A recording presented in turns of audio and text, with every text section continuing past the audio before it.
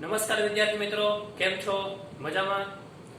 અત્યારે આપણે ધોરણ 11 વાણિજ્ય વ્યવસ્થા અને સંચાલન વિષયમાં ચેપ્ટર નંબર 1 ની શરૂઆત કરી દીધી છે, જેમાં આપણે ઘણા બધા આગળના લેક્ચર સમજ્યા છીએ એ મુજબ હવે આપણે આગળ વધવાનું છે, જેમાં આપણે માનવીય પ્રવૃત્તિને આર્થિક અને બિનઆર્થિકમાં ડિવાઈડ કરી અને આર્થિક પ્રવૃત્તિના 3 પ્રકાર ધંધો, વ્યવસાય અને રોજગાર. એમાંનો એક પ્રકાર એટલે કે ધંધા વિશે આપણે ચર્ચા કરી રહ્યા હતા, જેમાં ધંધો એટલે કે કોઈ પણ પ્રકારના નફો મેળવવા માટે કરવામાં આવતી આર્થિક પ્રવૃત્તિ, અર્થ ઉપાર્જન કરવા માટે કરવામાં આવતી આર્થિક પ્રવૃત્તિને આપણે ધંધો કહેવામાં આવે છે. ધંધાની અલગ અલગ પ્રકારની લાક્ષણિકતાઓ વિશે ચર્ચા કરી. ત્યારબાદ ધંધો એ સમાજનું અવિભાજ્ય અંગ છે, તો સમાજ પ્રત્યે ધંધાની શું સામાજિક જવાબદારી રહેલી છે એના વિશે પણ આપણે વિગતવાર અભ્યાસ કરેલો છે. હવે આપણે અત્યારે આ ધંધા વિશેની આગળની માહિતીનો આપણે અભ્યાસ કરવાનો છે.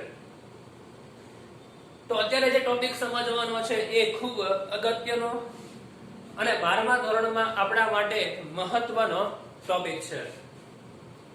આપણને આ ટોપિક 2 માર્કમાં અથવા તો 1 માર્કના પ્રશ્નમાં પૂછાતો હોય છે, અને આ જ સેમ ટુ સેમ વસ્તુ 12મા ધોરણમાં પણ આપણે આવશે. અત્યારથી સમજી લીધું હશે તો ત્યારે આપણે પછી પ્રોબ્લેમ થશે નહીં. એટલા માટે કોઈ પણ વ્યક્તિ ધંધો કરે છે, નાના પાયાથી શરૂઆત કરીને વિશાળ કાર્યક્ષેત્ર સુધી, વિશાળ સ્વરૂપ સુધીના ધંધાકીય એકમમાં અલગ અલગ જે પ્રકારની પ્રવૃત્તિઓ થાય છે એમાં ક્યાંક ને ક્યાંક જોખમો રહેલા છે. જેમ આગળ સમજી ગયા તફાવતમાં કે આર્થિક પ્રવૃત્તિમાં જોખમનું પ્રમાણ વધારે છે, કારણ કે આર્થિક પ્રવૃત્તિ શેના ઉપર આધારિત છે? તો નફા ઉપર આધારિત છે, અને હંમેશા નફો એ અનિશ્ચિત છે. એટલે આપણે એવું ન કહી શકીએ કે જો કોઈ વખત ધંધામાં ખોટ થશે તો ધંધો ન કહેવાય, કે આર્થિક પ્રવૃત્તિ ન કહેવાય. નહીં, એવું નથી. તો ધંધામાં આવક થાય, જાવક થાય, એનું પ્રમાણ, સર્ક્યુલેશન જે છે સતત ચાલ્યા રાખતું હોય છે, અને એના આધારે નફો ખોટ પણ આવે છે. નફો થાય કે ખોટ જાય, પણ ધંધો જે છે એ ચાલતો હોય એ જરૂરી છે. તો કેવા સંજોગોમાં ખોટનું પ્રમાણ અથવા કયા સંજોગોમાં નુકસાન જાય છે એના વિશે આપણે અભ્યાસ કરવાનો છે. એવા કયા કયા કારણો બને છે, એવા કેવા પ્રકારના સંજોગો ઊભા થાય છે કે જેમાં ધંધાકીય એકમમાં નુકસાન જાય છે, જેમાં ધંધાકીય એકમમાં કોઈને કોઈ જગ્યાએ ખોટ ખાવી પડતી હોય છે, અથવા તો ધંધો બંધ કરવો પડતો હોય. આમાંથી કોઈ પણ પરિસ્થિતિ સામે આવીને ઊભી રહી શકે છે. તો જે આયોજન છે એના માટે મજબૂત હોવું જોઈએ, એના માટે પ્રી પ્લાનિંગ હોવું જોઈએ કે કોઈ પરિસ્થિતિ સામે સર્જાય તેનું નિરાકરણ કેવી રીતે લાવવાનું છે, કઈ પરિસ્થિતિમાંથી આપણે બહાર આવવાનું છે. આ બધી વાત પછીની છે, પણ આપણે પહેલા આપણે એ સમજવું જોઈએ કે આવી પરિસ્થિતિ કેવા સંજોગોમાં ઉદ્ભવે અને એ સંજોગોમાં કેવી પરિસ્થિતિનું નિર્માણ થાય છે, એને કહેવાય જોખમો. તો આ જોખમોના 2 સ્વરૂપો છે. ધંધાકીય પ્રવૃત્તિ જે થતી હોય એ સમય દરમિયાન જોખમના 2 સ્વરૂપો છે. એક તો કુદરતી જોખમો અને બીજો છે માનવ સર્જિત જોખમો. તો આપણે પ્રશ્ન થાય કે સર આ 2 પ્રકારના જોખમો છે એમાં કુદરત અને માનવ સર્જિત એટલે કે બંને માનવ અને કુદરત ક્યાં ક્યાં અસર કરે છે, આને કેવી રીતે અસર કરે છે આને? તો એક પછી એક જે છે એ આપણે સમજતા રહીએ છીએ. સૌપ્રથમ પેલું આપણે એ સમજીએ કે કુદરતી જોખમ એટલે કેવા કેવા પ્રકારના જોખમો.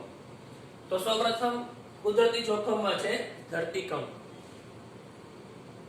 તો ભારત દેશ ના અમુક પ્રકારનો એવો હિસ્સો છે, એવા પ્રદેશો છે કે જ્યાં વારંવાર ધરતીકંપ જે છે એ આવતા હોય છે. સપોઝ કે આપણે ગુજરાત છે તો ગુજરાતમાં કચ્છ છે, તો વારંવાર આપણે મહિનામાં એક વખત છાપામાં ન્યૂઝમાં ક્યાંક વાંચ્યું હશે કે ભાઈ કચ્છમાં જે છે આટલી તીવ્રતાનો ભૂકંપ આવ્યો. એવા ભારતના ઘણા બધા શહેરો વિસ્તારો છે કે જ્યાં ધરતીકંપનું પ્રમાણ જે છે એ વધારે પ્રમાણમાં છે.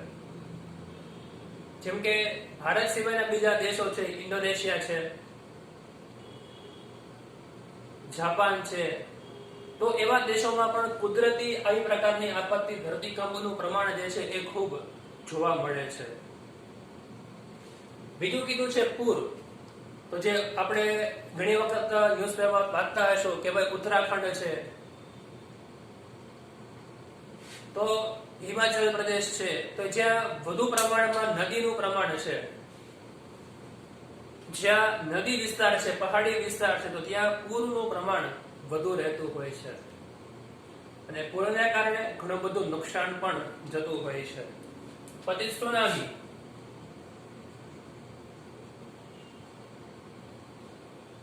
જે દરિયાકાંઠાના વિસ્તારો છે, તો સૌથી વધુ સુનામીની અસર દરિયાકાંઠાના વિસ્તારોને એ થતી હોય છે. ઘણા બધા દેશોને સૌથી વધુ નુકસાન થતું હોય, આપત્તિ હોય તો એ આ સુનામીની છે.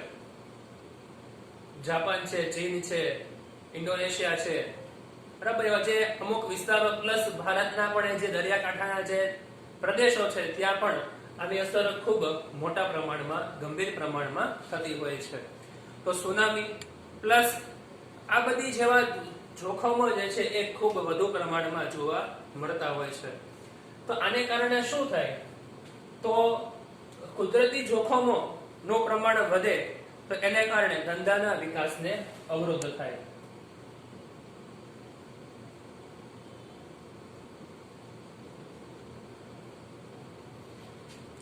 ધંધાના વિકાસને અવરોધ કેવી રીતે?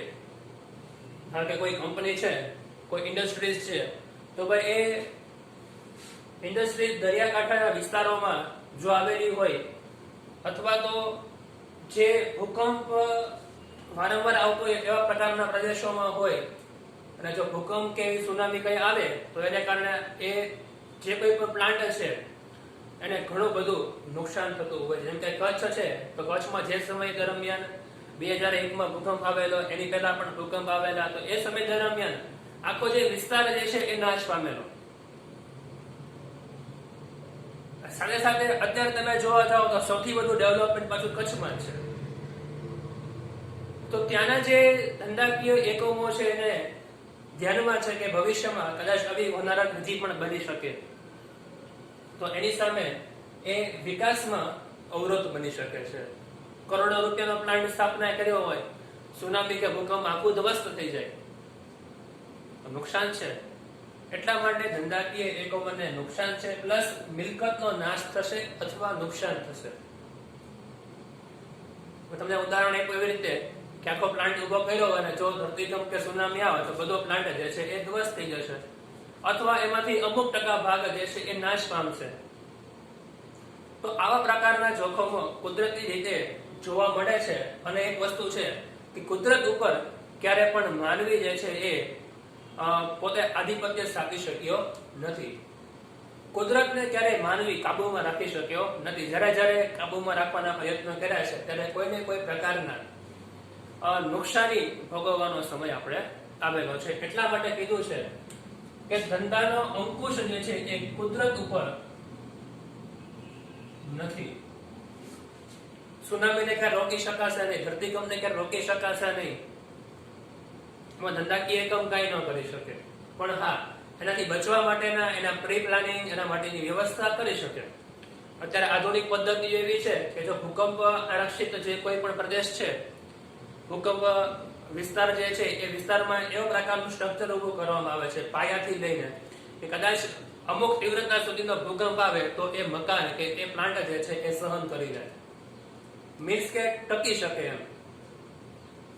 એવા પ્રકારની આધુનિક જે છે એ ટેકનોલોજી પદ્ધતિ જે છે એનું ડેવલપમેન્ટ થતું જાય છે.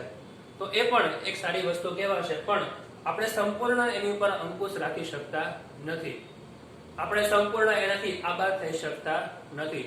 એટલા માટે આ કુદરતી જોખમો સૌથી વધુ ધંધાકીય એકમને નુકસાન પહોંચાડે છે. ત્યારબાદ આપણે સમજવાનું છે માનવ સર્જિત જોખમો.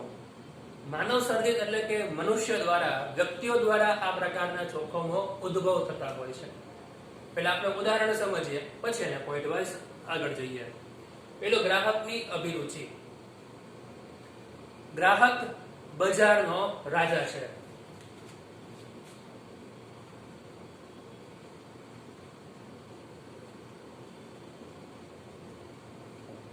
ગ્રાહક બજારનો રાજા છે, કારણ કે વિચારો, ગ્રાહકને જે જોશે એ માંગ કરશે અને વેપારી આપશે. વેપારીને તમે આ લઈ જાઓ એમ ગ્રાહક માનશે નહીં. અત્યારે કેવા પ્રકારની પદ્ધતિ છે, ગ્રાહકને જેવા પ્રકારની વસ્તુ જોઈએ છે એનો અભ્યાસ કરવામાં આવે અને એવા પ્રકારની વસ્તુ જે છે એ પ્રોવાઈડ કરવામાં આવે છે. ગ્રાહકને અત્યારે સસ્તી અને સારી વ્યાજબી ભાવે વસ્તુ જોઈએ છે, તો દરેક કંપની અત્યારે પ્રયત્ન કરે કે વ્યાજબી ભાવે ગ્રાહકને વસ્તુ આપવામાં આવે, જેમાં વેપારીને પણ નુકસાન ન જાય, ગ્રાહકની જરૂરિયાત સંતોષાઈ જાય. તો આ બધી બાબત જે છે એ ક્યાંક ને ક્યાંક ગ્રાહકને અનુલક્ષીને નિર્ણય લેવામાં આવતો હોય છે, એને અનુલક્ષીને વિચારવામાં આવતું હોય છે. એટલે ગ્રાહક બજારનો રાજા છે. જો ગ્રાહકની અભિરુચિ, ફેશન, ટેવ બદલાની, તો ધંધાકીય એકમે પણ એ પદ્ધતિ બદલાવી પડશે. ધંધાકીય એકમે પણ એ પ્રમાણે પોતાના ઉત્પાદકના મેન્યુફેક્ચરિંગમાં ફેરફાર કરવો પડશે. બીજું કીધું છે હડતાલ, કે જો કોઈ ધંધાકીય એકમ કર્મચારીના હિતની વિરુદ્ધનું કામ કરશે, તો ગ્રાહક જાગૃતિના ભાગરૂપે ઘણી બધી સંસ્થાઓ, ઘણા બધા સંઘો સાથે મળી કર્મચારી જે છે એ હડતાલ ઉપર જાય છે અને એકમ ની જે કોઈ પણ ડિમાન્ડ છે એ લોકોની એ પૂરી કરાવવા માટે પ્રયત્ન કરે છે. તો જો આવું થાય તો એ સમય દરમિયાન એકમની ઉત્પાદન ક્ષમતા જે છે એ ઘટી જશે.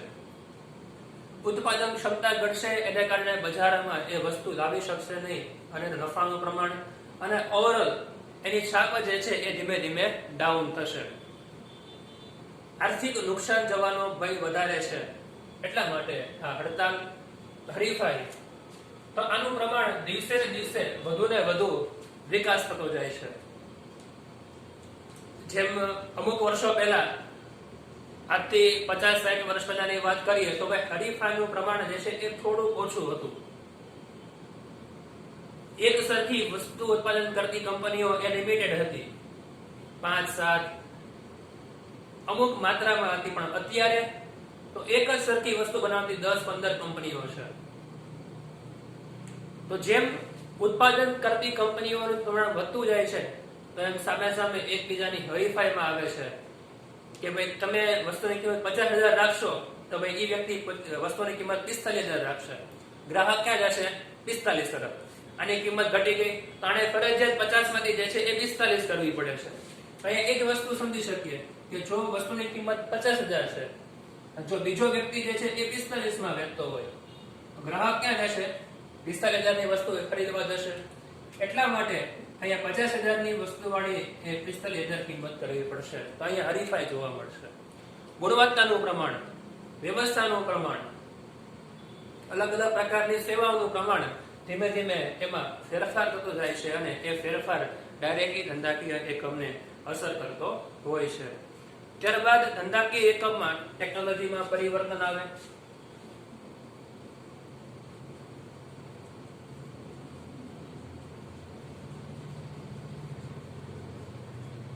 ટેકનોલોજીમાં પરિવર્તન, ધંધાકીય એકમ જે પ્રકારની ટેકનોલોજી વાપરે છે એ પરિવર્તન જો થાય તો એને કારણે એકમને શું અસર થાય? જેમ કે ઘણી બધી એકમ એવા છે કે ભાઈ જૂની પદ્ધતિને પ્રમાણે ઉત્પાદન કરે છે, તે જૂની શૈલી છે, જૂની રૂઢી છે, એના આધારે કામ કરે છે, પરંતુ એની પાસે એટલી ખરીદ શક્તિ નથી કે નવી ટેકનોલોજી, નવા સાધનો વિકસાવી શકે. તો બજારમાં એ પોતાની વસ્તુનું ઉત્પાદન ઓછું કરી શકશે. બજારમાં જે પ્રકારની વસ્તુઓ બને છે એના કરતા ઓછી ગુણવત્તા વાળી અથવા ઓછી ક્વોલિટી વાળી, ક્વોન્ટિટી વાળી વસ્તુ બનાવશે. તો ઓવરઓલ નુકસાન એકમને જવાનું છે. એટલે જો એ ટેકનોલોજી વિકસાવશે તો ખર્ચ કરવો પડશે. તો ધંધાકીય એકમ આવી રીતે ટેકનોલોજીમાં પરિવર્તન આવવાને કારણે પણ નુકસાન જાય છે. રાજકીય અસ્થિરતા, તો આપણે સૌને ખબર છે કે ભાઈ જે પક્ષ, જે સરકાર કેન્દ્ર સરકાર ઉપર બેઠી હોય અને ઈ જે નિર્ણય, ઈ જે ઠરાવ પસાર કરે એને માન્ય ગણવો પડે. જેમ કે આપણે જીએસટી નો ઠરાવ પસાર થઈ ગયો તો એને અનુલક્ષીને બધા ધંધાકીય એકમોએ પ્રવાહમાં જે છે ધીમે ધીમે સેટ થયા. ઘણા બધા કાયદાઓમાં ફેરફાર થયો, કંપની લક્ષી ઘણા બધા વેટ ટેક્સ લગતી કાયદાઓમાં ફેરફાર થયો, આયાત નિકાસના કાયદાઓમાં ફેરફાર થયો, એના પ્રમાણમાં ફેરફાર થયો. તો આ બધી બાબત જે છે એ ડાયરેક્ટ જો પક્ષ બદલાશે તો એ પક્ષ જો સમાજલક્ષી કામ કરવું હશે તો એ બધી બાબતમાં થોડી ઉદારલક્ષી કામગીરી કરશે અને સમાજને ફાયદો થાય એવા પ્રકારની પ્રક્રિયા કરે તો ક્યાંક ને ક્યાંક અમુક એકમોને નુકસાન પણ થતું જોવા મળતું હોય છે. તો આમ ટેકનોલોજીમાં પરિવર્તન થાય તો એ આ બાબત અહીંયા ખાસ સમજવી પડે છે. બજારમાં હરીફાઈનું જોખમ વગેરે જોખમ રહેલા છે તો એના કારણે ધંધાનો વિકાસ અટકી જાય છે. જેમ કીધું કે જે ધંધાકીય એકમ જે ગતિમાં કામ કરતું હોય પરંતુ જો આમાંથી કોઈ પણ એક પરિસ્થિતિનું સર્જન થાય એટલે ગતિ ત્યાં ને ત્યાં સ્ટોપ થઈ જાય છે. અને આ બાધા આવે છે, વિઘ્ન આવે છે અને પછી એમાંથી બહાર નીકળીને આગળ વધવામાં ઘણો બધો સમય જતો રહે છે. તો ક્યાંક ને ક્યાંક પોતાનો વિકાસ જે છે અટકે છે એવું આપણે જોઈ શકીએ છીએ. નુકસાન સહન કરવું પડે છે. ચોરી, લૂંટફાટ, હુલ્લડ જો એવી પરિસ્થિતિ સર્જાય તો પણ નુકસાન થશે. હરીફાઈ સર્જાશે, હરીફાઈમાં કારણે આપણે વસ્તુની કિંમત ઘટાડવી પડશે, કાચા માલમાં ફેરફાર કરવો પડશે, ગુણવત્તામાં ફેરફાર કરવો પડશે. તો આ બધી ઉપરથી લઈ છે કે નીચે સુધી બધી જ જે આખી ચેઇન ગોઠવેલી છે બધો ફેરફાર કરવો પડે એમાં. એટલા માટે ધંધાકીય એકમને અસર કરતા આ બે જોખમ કુદરતી અને માનવ સર્જિત જોખમો. આવા જોખમોના કયા કારણો છે એને આપણે હવે સમજવાના છે.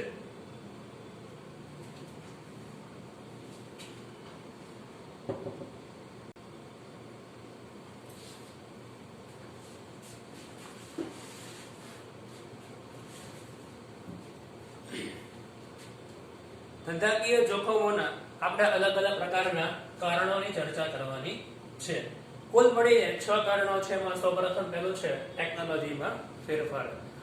ટેકનોલોજીમાં ફેરફાર થતાને કારણે ઉત્પાદન પદ્ધતિમાં ફેરફાર કરવો પડે.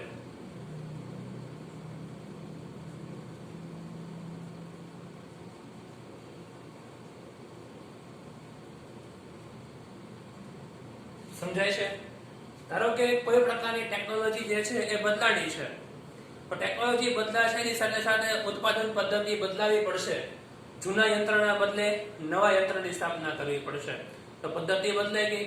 જૂના યંત્રમાં અલગ પદ્ધતિએ કામ કરતા હતા, નવા યંત્રમાં ટેકનિકલી રોબોટ દ્વારા કામ થાય છે. તો બંનેની કામ કરવાની પદ્ધતિ બદલાઈ ગઈ છે. તો એટલા માટે ટેકનોલોજીમાં અહીંયા ફેરફાર થશે એટલે ઉત્પાદન પદ્ધતિ બદલાશે.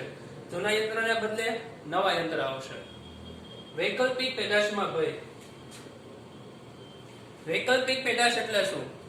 ટેકનોલોજીમાં થતા ફેરફારને કારણે ગ્રાહકમાં વૈકલ્પિક પેદાશ તરફ જે છે એ દોર વધે છે. ધારો કે ફાઉન્ટેન પેનના સ્થાને જે છે ત્યારે બોલપેન આવે છે, તાંબા પિત્તળના વાસણોને બદલે અત્યારે સ્ટીલના વાસણો આવે છે.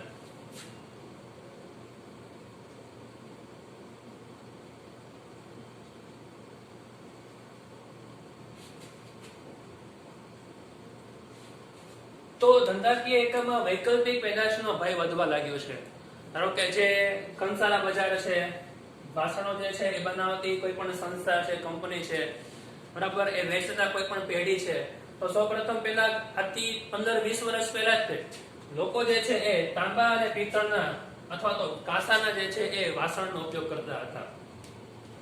પણ વર્તમાન સમયમાં આ બધી ટેકનોલોજી પદ્ધતિ બદલાણી, લોકોની રીત રસમ બદલાણી, સામાજિક પદ્ધતિ બદલાણી, તો હવે આ પ્રકારના વાસણનો કોઈ જૂજ પ્રમાણમાં ઉપયોગ કરે છે. હવે એના બદલે શું આવી ગયું? તો સ્ટીલના વાસણો આવી ગયા. હજી પણ એના કરતા આગળ વધે પેપર ડીશ આવી ગઈ. તો ઉત્પાદન પદ્ધતિ બદલાણી. તો જે લોકો વસ્તુનું ઉત્પાદન કરે છે તો ભાઈ એને શું થશે? તો વૈકલ્પિક પેદાશનો ભય થશે કે ભાઈ હું જે વસ્તુ બનાવું છું એનો સામે વિકલ્પ આવી ગયો છે, તો હવે મારી વસ્તુનું શું થશે? બીજું કીધું છે અહીંયા, જે લોકો પેલા ફાઉન્ટેન પેન બનાવતા, બરાબર, તો એના બદલે શું આવી ગયું? તો બોલપેન આવી ગઈ. અત્યારે ફાઉન્ટેન પેન ક્યાંય જોવા નથી મળતી. બીજું કીધું છે આપણને અહીંયા કે જેમ પદ્ધતિ બદલાશે એ પદ્ધતિના કારણે કાર્ય પદ્ધતિ પણ બદલાવી પડશે. સૌપ્રથમ બધા રેડિયો હતા, રેડિયોના કારણે અત્યારે શું છે? ટેલિવિઝન છે, મોબાઈલ છે. તો જે વસ્તુ ઉત્પાદન કરતી કંપની છે એના વિકલ્પ સામે આવે એટલે એને ભયનો માહોલ સર્જાતો હોય છે. પછી હરીફાઈનું પ્રમાણ. હરીફાઈ ધંધાનું જોખમ વધારે છે અને પ્રત્યક્ષ અસર ધંધાના નફા ઉપર થાય છે.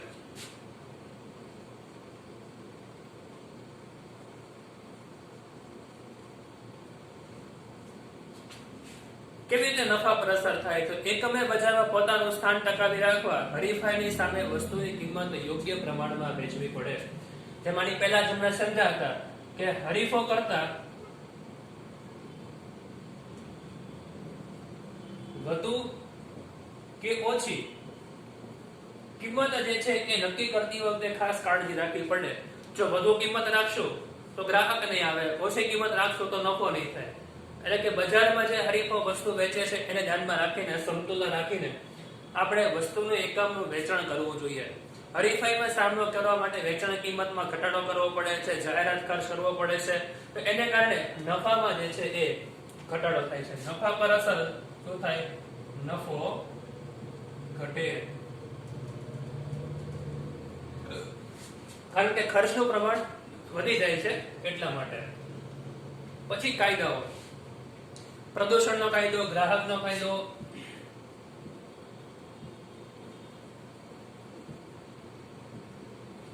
પ્રદૂષણના કાયદા છે, ગ્રાહકના કાયદા છે, કામદારના કાયદા છે, ઉદ્યોગનો કાયદો છે.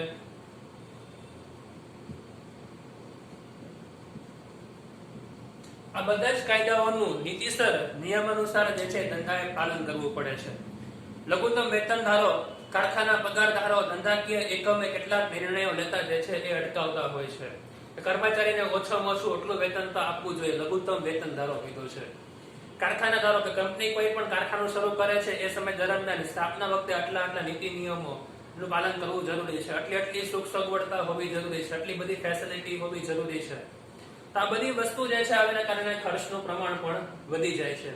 વર્તમાનમાં કોઈ શાળા, હોસ્પિટલ, સિનેમા ગૃહ જે પબ્લિક ભેગી થતી હોય, પબ્લિક પ્લેસ થતું હોય, એકથી વધુ સંખ્યા ભેગી થતી હોય, ત્યાં ઘણી બધી ફેસિલિટી અત્યારે ફરજિયાત બની ગઈ છે. એના વગર પરમિશન પણ મળતી નથી. જેમ કે ફાયર બ્રિગેડની સુવિધા હોવી જોઈએ, બરાબર? એ તો કેટલી બધી સુવિધા હોવી જોઈએ તો જ તમે આગળ કામ કરી શકો છો. પછી માંગની અનિશ્ચિતતા. માંગમાં અનિશ્ચિતતા માટે ઊભું કરવા માટે ગ્રાહકની અભિરુચિ, વસ્તુની કિંમત વગેરે ફેરફાર થાય છે.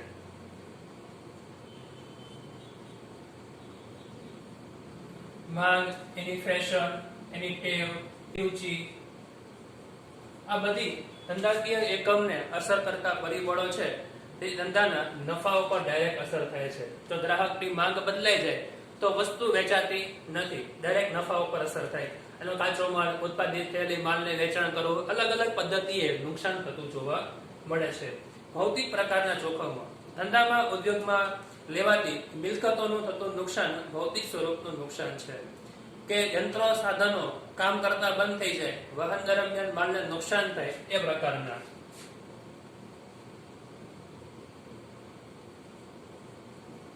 વાહન દરમિયાન નુકસાન, ધારો કે માલસામાન એક સ્થળેથી બીજા સ્થળે ટ્રાન્સફર કરવામાં આવે છે તો એ સમય દરમિયાન નુકસાન થતા હોય. યંત્રો નું નુકસાન, કે યંત્રો જે છે આજે ને કાલે અમુક સમય પછી જે છે એ ખરાબ થાય છે, રિપેરિંગ કરવા પડે છે અથવા તો બંધ પડી જાય છે. તેની પાછળ અમુક પ્રકારનો ખર્ચો કરવો પડતો હોય છે. કોઈ સાધન બદલાવવો પડે, કોઈ પ્લાન્ટનો એક ભાગ બદલાવવો પડે છે. તો આ બધી વસ્તુઓ બદલાવવા પાછળ પણ ખર્ચ થતો હોય છે. તો આમ ધંધાકીય એકમના જોખમો છે એની સામે ડાયરેક્ટ નફા ઉપર અસર થાય છે. ટૂંકમાં જોખમને કારણે ક્યાં અસર થાય? તો નફા ઉપર અસર જોવા મળે છે. તો આ છે ધંધાકીય એકમના જોખમોના કારણો. ઓકે, તો બધાને સરસ રીતે સમજાઈ ગયો હશે. આજના જે પીડીએફ તમને મળે છે એ મુજબ તમારે હોમવર્કમાં તમારી ફેસબુકમાં લખવાનું રહેશે. Okay, thank you very much. જય હિન્દ, જય ભારત.